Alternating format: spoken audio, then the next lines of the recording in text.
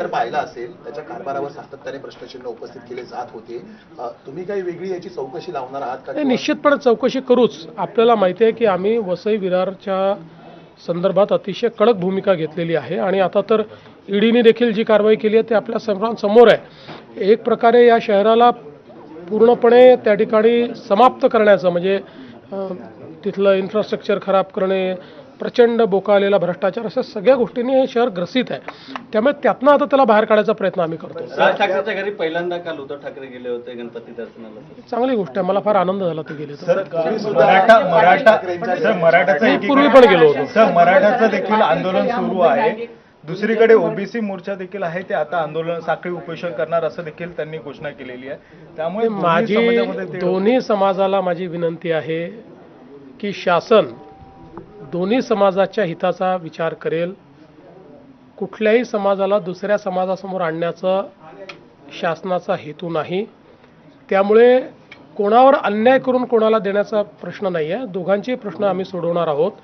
त्यामुळे ओबीसी समाजानेही हे लक्षात ठेवावं की कुठेही त्यांच्यावर अन्याय आम्ही होऊ देणार नाही.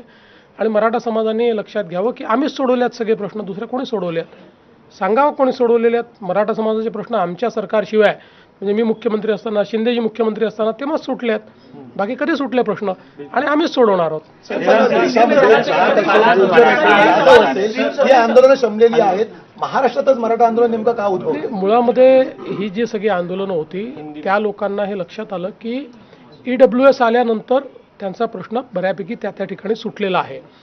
आपल्याकडे कदाचित ती EWSची मानसिकता तयार झाली नाही आणि त्याच्यामुळे काही प्रश्न कॉम्प्लिकेटेड आहेत. पण आता आपण तोही प्रश्न सोडवलेला आहे. आपण आरक्षण दिलेलंच आहे आणि कोर्टात अजूनही ते टिकलेलं आहे.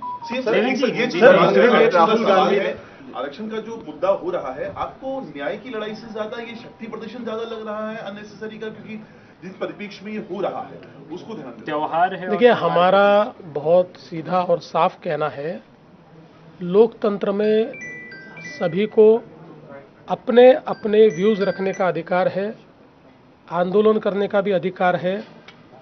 कोई भी आंदोलन जब तक डेमोक्रेटिक है, लोकतांत्रिक है, हमको उससे कोई शिकवा गिला नहीं है. हर लोकतांत्रिक आंदोलन के साथ हम लोग लोकतांत्रिक बर्ताव ही करेंगे और चर्चा के माध्यम से ही प्रश्न छुड़ाने का प्रयास करेंगे. लेकिन ये बात भी उतनी सही है